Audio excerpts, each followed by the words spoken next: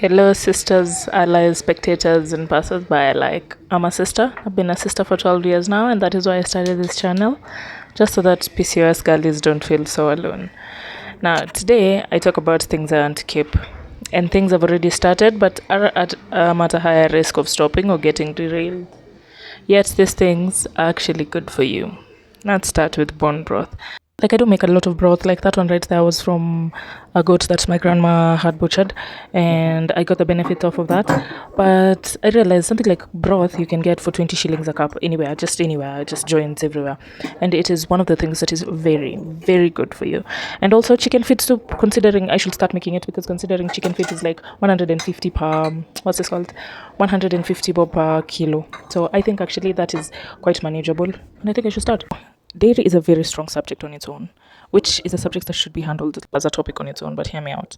I'm not here to tell you how to quit everything, just how to try and consume what's better for you than it in its previous state. Which is why, as a note to self, I should also improve on making Greek yogurt.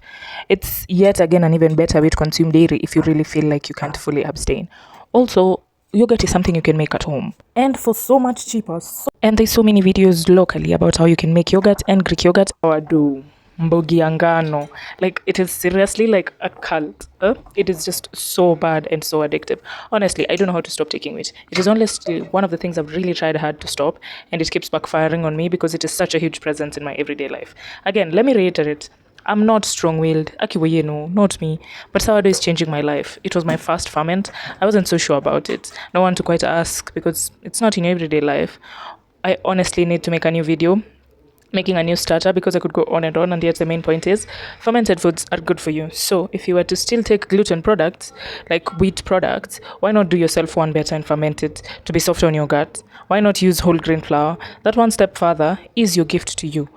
So like I think there'll be like a whole video I will do with what I make with the discard and what I make with like the starter itself. So yeah, that's for another video.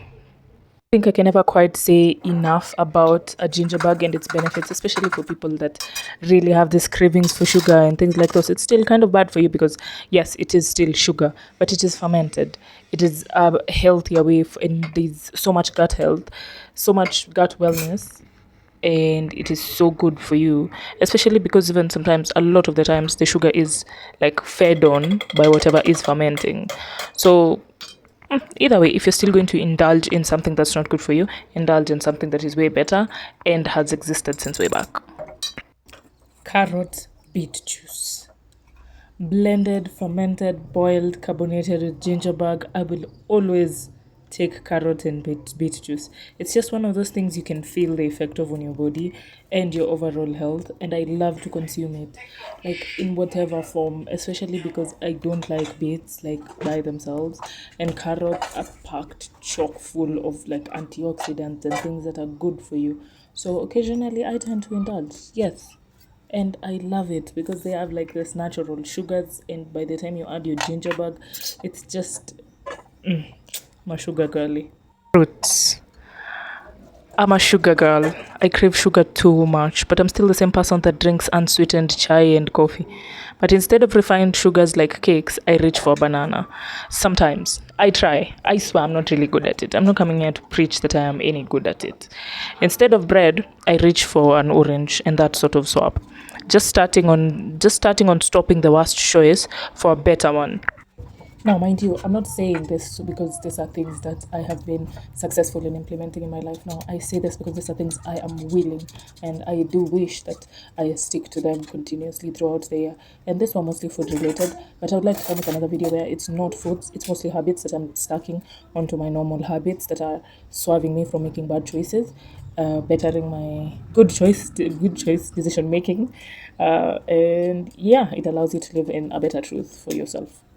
Oranges, we are blessed enough to have like a regular-ish supply of oranges from my grandma's farm, and they're not that sweet to eat alone, but also if you leave them there for long, they'll spoil. So I tend to just make like a juice concentrate to add to my carrot and beet juice. Now, next is organ meats. My anemic girlies gather here.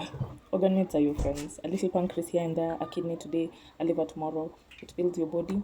It gives you it helps your body build iron even faster, and you need it, especially as an adult or a teenager. Like, you're high functioning, and We all know the struggles, the dimness of the struggles. Now, fruits. I'm a sugar girl. I really am. I crave sugar a lot, and I learned to incorporate like a few fruits in your yogurt, a few fruits here and there. Or sometimes you just feel like, but this time I was hungry.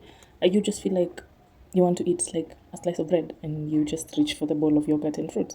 You see just how much better this is for you. Like it's in the small choices. And cereals. Cereals are so underestimated. Honestly, sources of protein, sources of what is this called? Dough. Like you can make lentil flour and make like pasta out of that and make chapatis out of that. Do you see that's a protein that has actually still helped you, but bado umekula ngano? Like it's always about, not always, but sometimes these shortcuts can actually help us to not cut certain things out of our diet, and we can still have versions of them instead of cutting them out completely.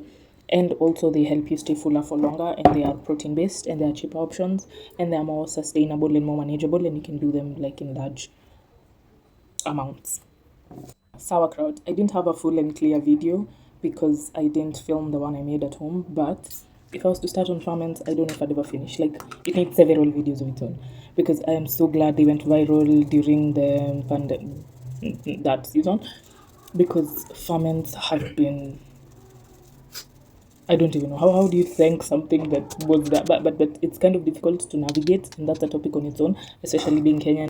And also making like one small swap makes you feel like the several parts on the back are just so worth it when you start making the right choices for yourself one by one, and then you find it's easier, and it's even giving you like dopamine hits because of just how good you feel when you do something better for yourself every day. So as you go back into the world, thank you for being here. Thank you for taking time out of your day to watch this. If you are a girlie out there with PCOS in Kenya and you don't really know how to navigate it, that is what we're here for, so that you can feel a little bit less alone.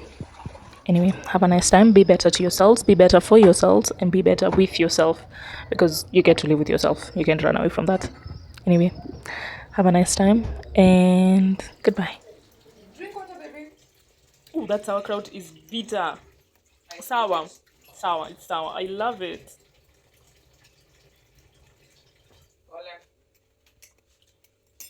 Nimesahau kufunga hii kitu.